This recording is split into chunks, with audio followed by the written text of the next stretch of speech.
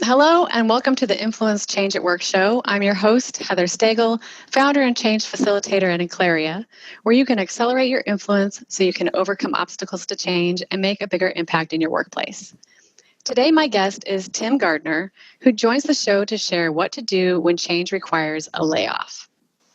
Tim recently retired as Director of Organizational Effectiveness at Kimberly-Clark Corporation in Roswell, Georgia. After a few years in engineering roles with Scott Paper, he became involved in two major startups of new facilities, which he talked about last time he was on the show. Make sure you go check out episode 20.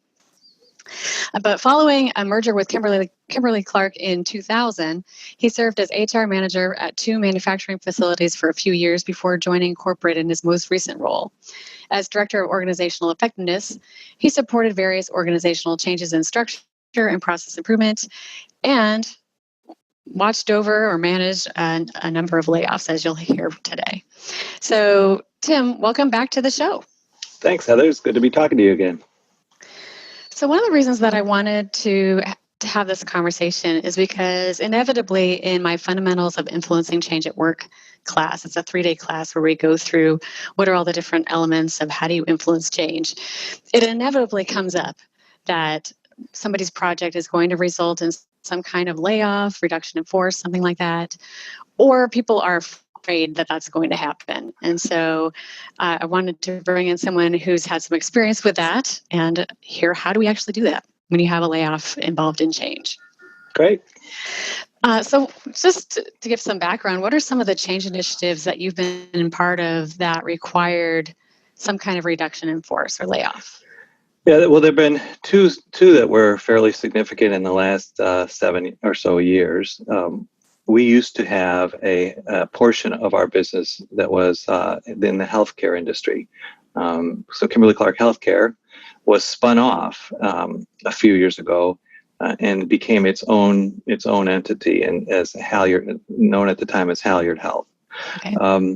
It was a good 15 to 20% of the company, which means that all of the central functions, in addition to the employees that were directly involved with healthcare now becoming part of the healthcare business, all of our central functions like IT, finance, HR, legal, would have to downsize as well because they are now serving a smaller corporation in Kimberly-Clark.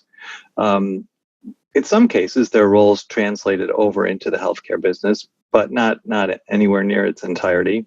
Yeah.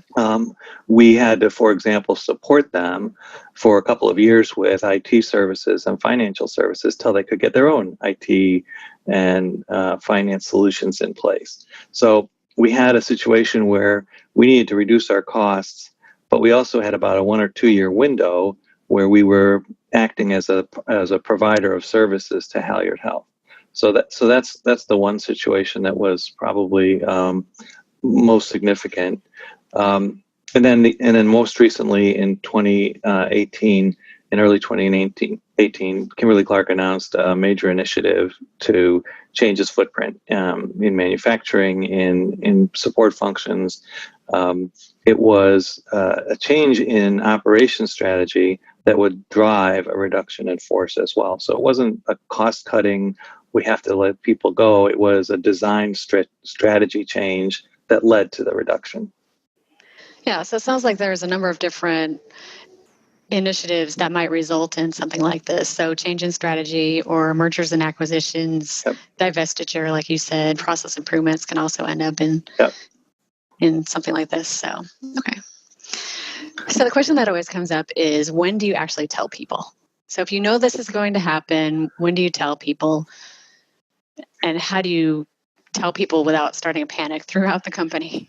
Yeah, so in the case of the spinoff, when it was announced that we were going to have the healthcare business spinoff, we concurrently announced that would involve changes elsewhere in the organization, but that it would take a number of months to determine what those are. So at some point, it's an obvious thing that will have to happen. So you don't just pretend it's not, or say, well, we haven't decided yet, we'll talk about it later. We talked about it right up front. And tried to give some level of range, right? So that people could at least know, what type of jobs might be impacted, and an idea of how far down the road. Nothing would be effective immediately the day of the day that the actual spinoff, for example, and it was a year or so leading up just to prepare for that. So in those cases, we certainly tried to be as upfront as possible with whatever we knew, which is really frustrating for a lot of people, right? Because sometimes they're convinced with more certainty than you're giving them. Mm-hmm. And, they say, we'd like to, at the next town hall, can you give us an update? And the update is, we're still in the process of deciding, exactly what to do. Here's the date where we expect to know more. In the most recent case, it was a global restructuring. So things were happening in our operations all around the world. It had to be kept very quiet until we could make a public announcement because of the shareholders. We can't let employees know ahead of the shareholders all the things that might happen. Sure. So a great deal of effort was put into preparing those communications, making sure that we could be, again, as straightforward and open with the employees as we would be permitted based on even local regulations and laws, right? So we had to kind of account for what you could say and not say based on union or other collective bargaining kind of situations.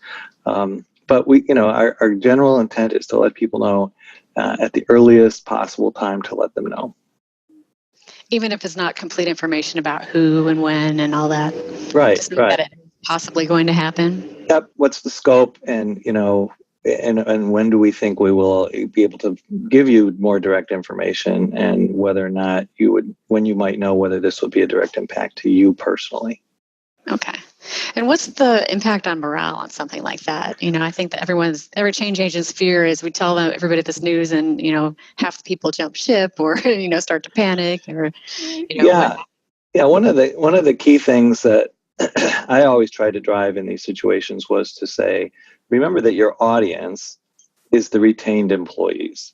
We want to do everything we can to care for and really treat with great respect those people who are going to end up leaving.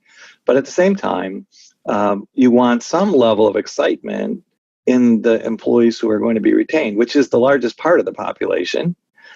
So that they can help drive, so they can help drive the new strategy, right? So because you want them excited about these choices that you made. It's good that we're spinning off healthcare because it really had become less of our core, and it was a good enough business to stand on its own. So and you look at Kimberly-Clark as a consumer products company.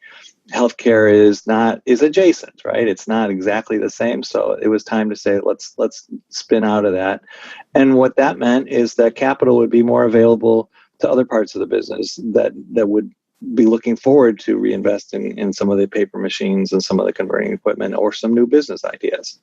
So we really try to impact morale as positively as possible. Yes, we respect the fact that some of your peers are going to be leaving, but right now, we've got work to do to help ensure the success of the company in the long term. So we really tried to focus the messaging on, yes, some employees are going to be impacted, but here's what it means for all of us that will still be here. Okay, so I'm hearing that a core part of the communication, as usual, is the why. Like, why are we really doing this Absolutely. into the future? But it seems like it would be a little bit difficult to strike that balance because it's not all sunshine and roses, when people are losing their jobs. So, how do you manage that? Yeah, so in the U.S. in particular, people are pretty familiar with because we're very public about all of our policies and practices. So there's a standard severance package that's pretty much at the market standard for our industry. And so people are familiar with it. They know, or if they think they're going to be impacted and they want to know what will happen to people who are impacted, we tell them, we'll say, well, we have our standard policy. This is where you can go look at it. And if you need more details, you can see your HR rep who'll tell you. So there's things like that. We prepare a fairly extensive Q&A kind of FAQ kind of document because we know people are going to ask whether there'll be a voluntary effort, whether whether I can be reemployed, how soon can I be reemployed if I'm let go? In the meantime, can I be looking for jobs within the company? Those kind of questions. So we do a good job of trying to anticipate all of the questions that people would have, and try and, even within those answers, remind them this will affect approximately X percent of our employees. Should you be in the affected group, this is the process we'll be following. But there are also going to be some changes in the organization that may represent new jobs, right? So we try and make sure that we're realistic and honest about that. Where it gets more difficult is where full locations might be at risk, right? So if we say we're going to close X manufacturing positions globally and Y of those will be in the US, well, then all of a sudden the multiple locations I want to go, well, who is it? Well, we're not prepared to announce that yet. And there's, when it's everybody, but then that's the kind of situation you're talking about. It's the worst situation. You just have to be prepared specifically for all the things that might happen at that location and what you might be able to do for that. So I'm hearing providing people with as much certainty as you possibly can in that scenario, even though they might not know that it's them, but if it happens to them, they at least know what the process is. Yep. Okay. Exactly. And that's a little more difficult in other regions. Some regions are much more notify and exit the same day. And in the U.S., for us, for Kimberly-Clark, they tend to be more, well, how much notice can we give people and expect them to still perform well? And how can we minimize that anxiety level of okay, we're going to tell you, but you're going to have this much time before you actually leave. Okay. So what are some of the concrete programs that make this a little bit easier on people? Yeah, there's a few things that we tried to do, I think, and we're pretty successful at. One of which was make sure that our corporate website, our internal corporate website, would have a very specific set of links to the kind of things that people want to know more about. Where are we with this? So the CEO might be updating people on a once a month basis. There would be obviously the FAQ that I talked about earlier. Here's what's going to happen. Here's what happens if you're impacted. You're likely going to know this much in advance, and you'll have this many weeks before you'll actually be exiting. And then here's what we do for you, as a severed employee.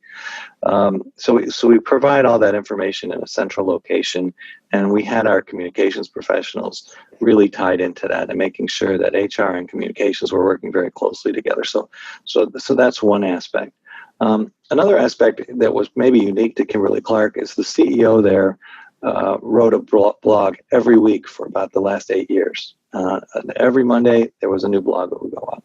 And in times like this, he would write specifically about what the issues are and what the concerns are, and how it is unfortunate that there will be employees impacted.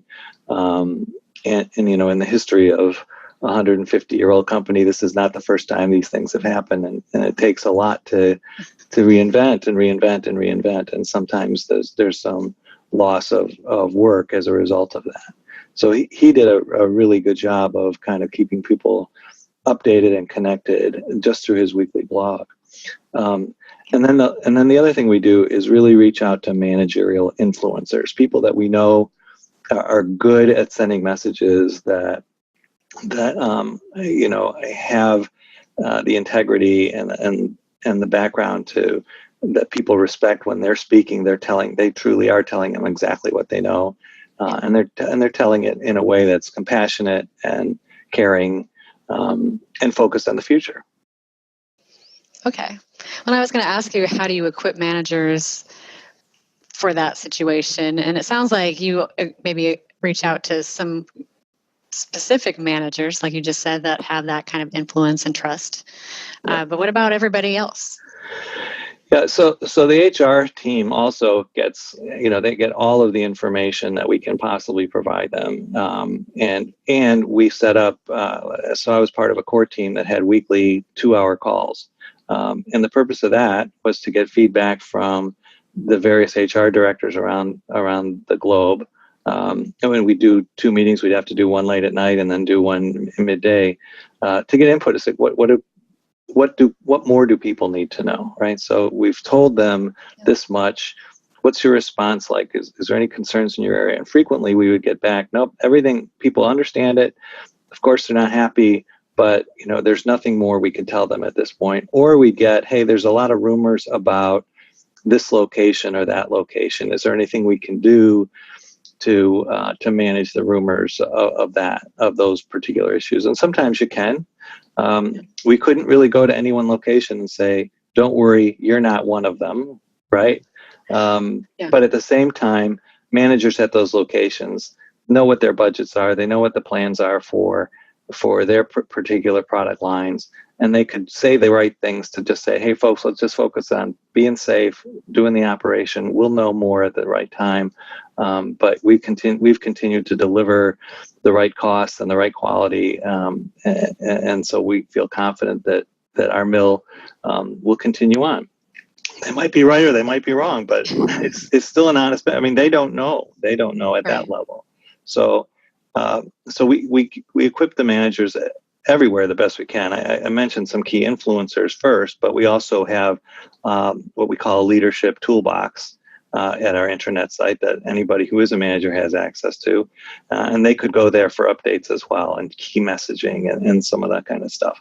But there were always a few people that we equipped with kind of some leadership. They just had that technique and the ability to get out there with messages that people would feel confident in. Okay. Now, were there any measures or indicators that you were watching to see how well is this going? Pulse checks, something like that? Yeah. So we try to not overdo the pulse checks. Kimberly-Clark does routinely an engagement survey every 2 years. And then at about the 12 to 18 month mark, there's usually a round of pulse checks that take place. Between like 6 and 18 months that are on the request of individual managers. But we also try and minimize that because people just get tired of being asked, are you happy here? And, is there anything we can do differently? So we really did rely on these touch points of our weekly meetings with HR leadership to say, hey, what are you hearing? What are you seeing? We worked really closely with the recruiting team because at the time when you're going through something like this, you want to minimize hiring. As employees, I'm working in this job in IT and I just see we just hired 3 new engineers and I'm an engineer. Does that mean I'm safe? And we don't want people to speculate on that stuff. So we really try to work closely with recruiting and then HR with the businesses to say, what can you hold back on until we get through all of our decisions around what the changes are going to be and what the reductions are going to be and so on. So that internal channel of HR becomes pretty critical. Now, as someone is trying to embark on a project like this, what are some of the watch outs that you might warn them about? Well, there's actually quite a few. So let me think about I think the top 3 that I find, and one is related to this recruitment piece. There would be a notion that people would have, and rightfully so, that if a job is posted at our career site, that must be a good job going forward. So, if I have a doubt about whether my job is going to be here, now might be a time for me to actively look at other roles. And for the most part, they'd probably be correct.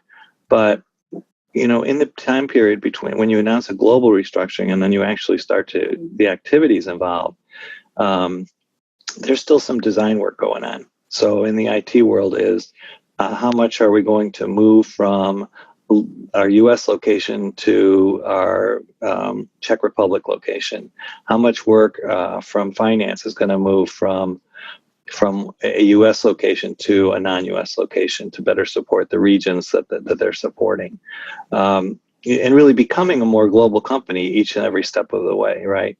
So there's a lot of design work. There's a lot of things that might say there will be new jobs too. In some locations, but we don't want to start posting those until after all the decisions are made and after everybody knows what their status is. So that's the one watch out. The other one is to the degree, the second one to me is that when to the degree you can identify who's going to be impacted, and depending on the size of your organization, can you coordinate where there's any growth or change in jobs, that there's possible that you could find alternatives for those people that you're planning to let go before you're ready to tell them they're going to be let go. So in many cases, we might have done some slating that allowed us to say, hey, this person's job's going away, but this new job that's being created is a good fit for them. So can we figure that out so that when we sit down with them, what we can say is you're being reassigned, not you're losing your job, but hey, here's good news, So we try and think through how well can you match people up to minimize the impact to them.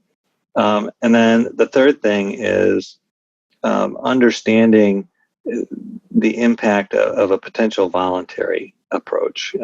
Can you do that? Can you afford to do that? And by that, I mean, you might have talent leave that you did not want to leave. Yeah. So it may make sense. You might think, hey, the easiest way to do this is voluntary. It's the least pain, but it can be very painful, because if you lose some of the wrong talent, or you exclude some people from being considered for the voluntary, you then have potential morale issues, right? Like, all these people left, and now I'm stuck with the work.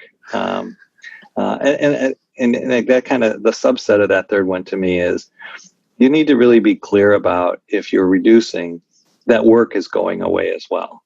So I may be, let's say there's going to be a 10% reduction. I may be part of the 90% that's staying, but if that just means that last 10% of work is being spread among the rest of us, and I'm already feeling stressed, I'm not going to be happy about this news, right? That I still get to work here. Yeah. So really I keep my job, but it's twice as hard. Yeah. So really trying to be clear with people, what's changing besides just a reduction in people? Well, we're going to change the way we do things too. So that, I think, is an important part, and really was a big part of the messaging in the last one that I went through. Okay.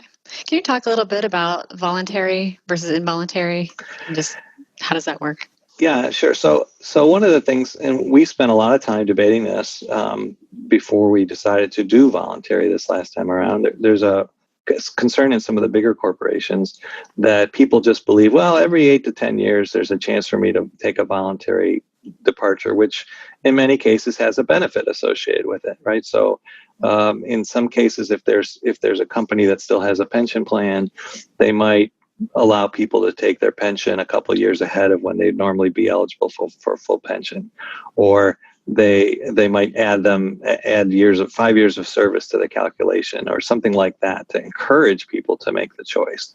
As we get to this era where pensions are fewer than they used to be, or worth less because they froze them X years ago, those kind of things don't happen as much. So there's not as much of those kind of things.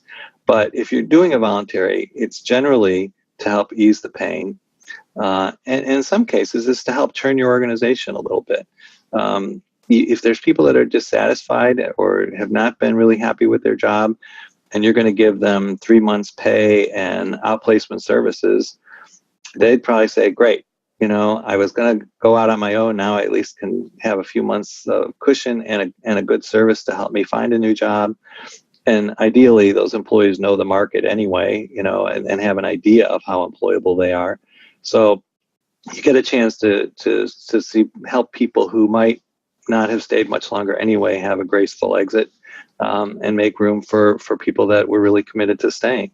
On the downside of that, you might have a lot of senior talent leave, people who are close to retirement or were going to retire within the next year or two anyway.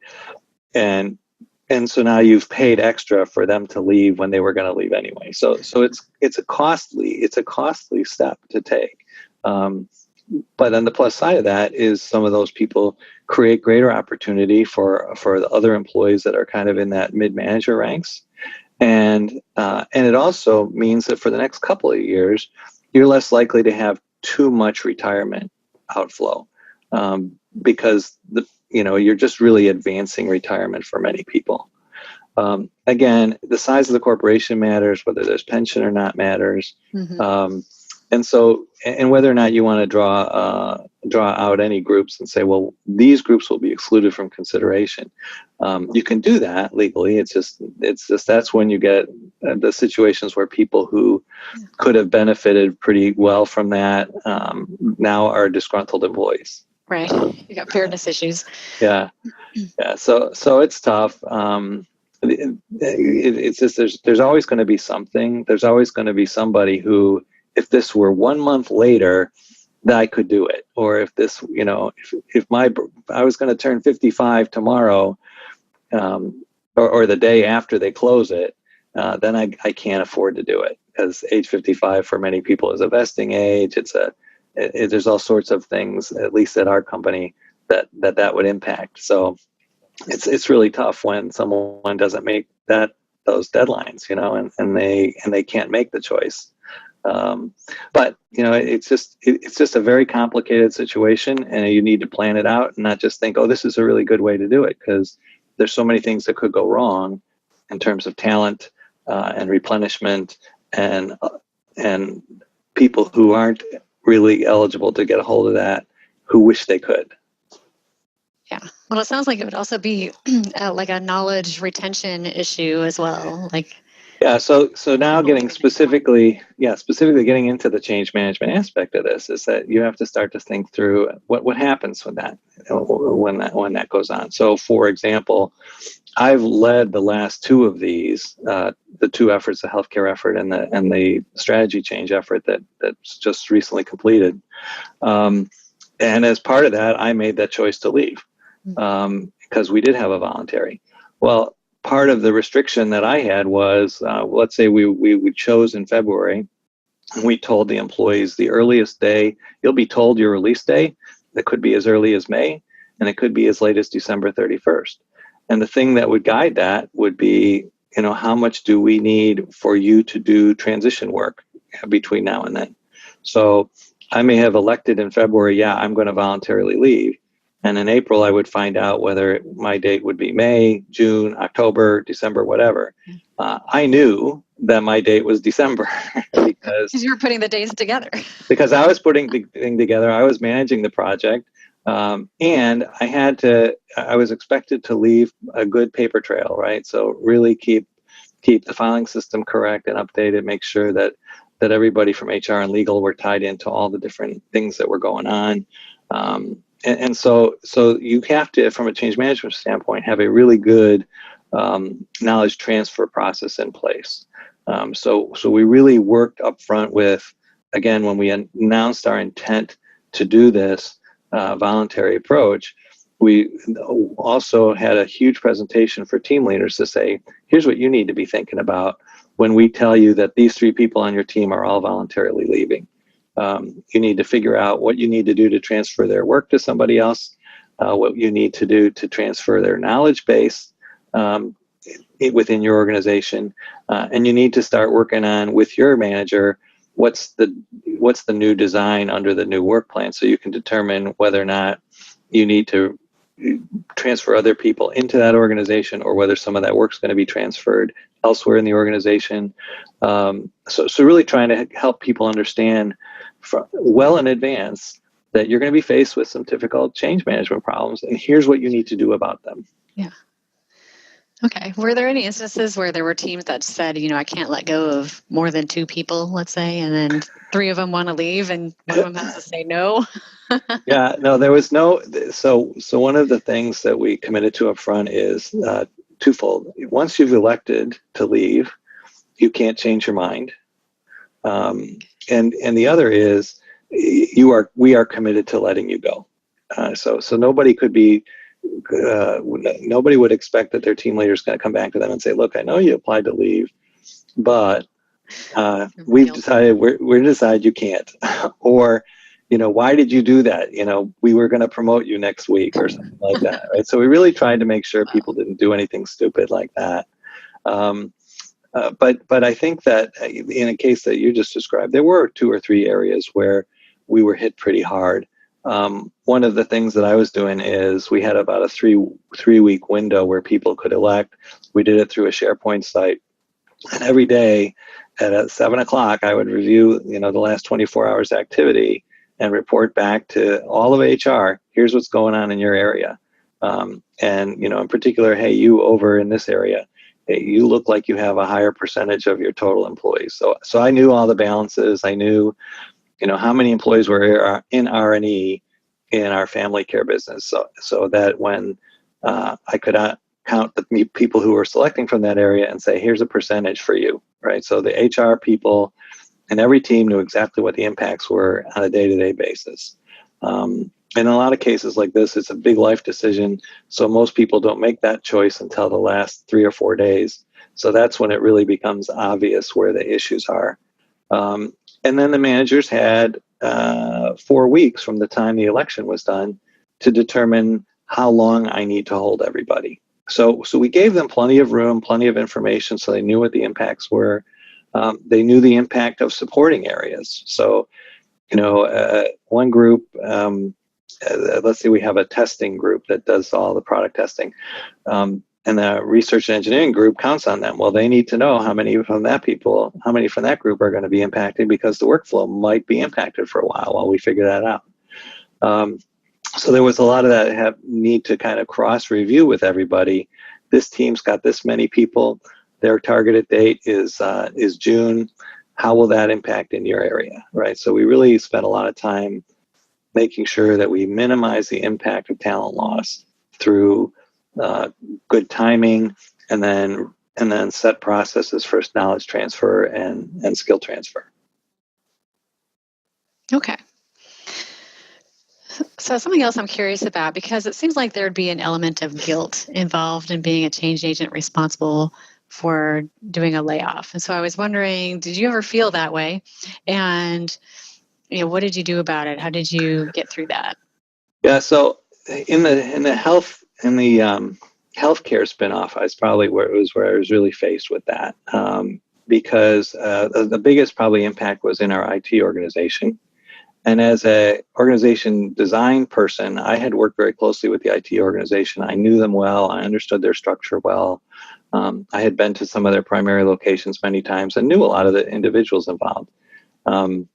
So when it came time for them to go through their selection process, it was one of those parts of the organization that has been in-house for so long that anytime we started to make decisions to outsource anything, it was really challenging, because this is very much a case where people say they're family. And in many cases, they literally are family, right? We have major location in Wisconsin. Kimberly-Clark was for years the major employer there. So undoubtedly, you'd have spouses, brothers, sisters, all sorts of family connections. And so when you're going to make announcements of reductions, it's going to hit beyond the people that you told, for sure, that are still in the organization. So my biggest challenge there was actually recognizing that this was some of what was going to now be very different for people, that this IT organization, which at one time was very internal, is slowly, moving and slowly bringing in new talent as well, instead of all the talent coming in from lower levels. So a lot of change, a lot of people who just feel so connected to their employment at Kimberly-Clark, to the people they work with, and so I committed to going there the day that actually took 3 days to make the notifications, because we'd opted to notify every employee about what their status would be, as opposed to just pulling in the people who were impacted. I believe, depending on the size of the reduction, that's one of the smartest things to do in retrospect, because it's unfortunate that what it means is everybody's waiting for their meeting. And wondering but if they weren't scheduled for a meeting, then they wonder, does that mean I'm okay? Or do I have to wait for someone to tap on my shoulder and say, come on down the hall with me? So we felt that was the most caring way to do it. Say, hey, we're going to talk to everybody. And at that meeting, we're going to tell you whether your job's the same, whether your job's changed, or whether you're going to be leaving the company. And we planned it out very carefully, and I had to be in some of those meetings where it was someone leaving, and it was really hard. It was hard for the manager as well because they knew the person so well. So that got tough. It was a pretty exhausting week. And, you know, I think at some point, if you've had to do a reduction, you do have that rationalization in mind that, and the company will be better for this. And yes, these are people, and yes, they've worked hard. And yeah, they probably had an intention of spending the rest of their career here. But, you know, that's not the way that the company will thrive. We really need to make sure we're doing the things that are best for the company and treat those people who are impacted with the greatest care and respect that we can. Great. Thanks for sharing that. So if someone wants to learn more about either this topic or to connect with you, how would they do that? Yeah, I mean, it's interesting you say that. I'm still thinking about what to do next. I left the job in December, spent a lot of time just kind of relaxing for a change. And that project was actually almost a 2-year-long project, so it was pretty exhausting. Yeah. But I'm starting to decide what to do next. And one of the things that I'd be more than happy to do is to consult a little bit on that, how people go about that. As well as any other major change that impacts employees. You know, I've been doing that kind of work for a long time now. And I'm available on LinkedIn. You can find me at Tim Gardner on LinkedIn and Facebook as well. I'm working on a new blog, but I don't really want to talk about it yet because I'm not sure when I'm going to get it out there. My old blog is the HR Introvert, and you can actually contact me through that site as well. And I'll respond as soon as I can. Great. Well, Tim, thanks so much for being here. No problem, Heather. Thanks. As I said, it's good to talk to you again, even on a tough topic like this, but I think it's an important topic. Yeah, I appreciate your perspective. Okay. Well, thank you for listening to the Influence Change at Work show. If you'd like to find more resources to help you influence change in your organization, including individual coaching, team workshops, and upcoming training events, please visit inclaria.com. And while you're there, be sure to download the free Change Readiness Assessment to find out if your change initiative is set up for success. Until next time, best wishes on your change initiative.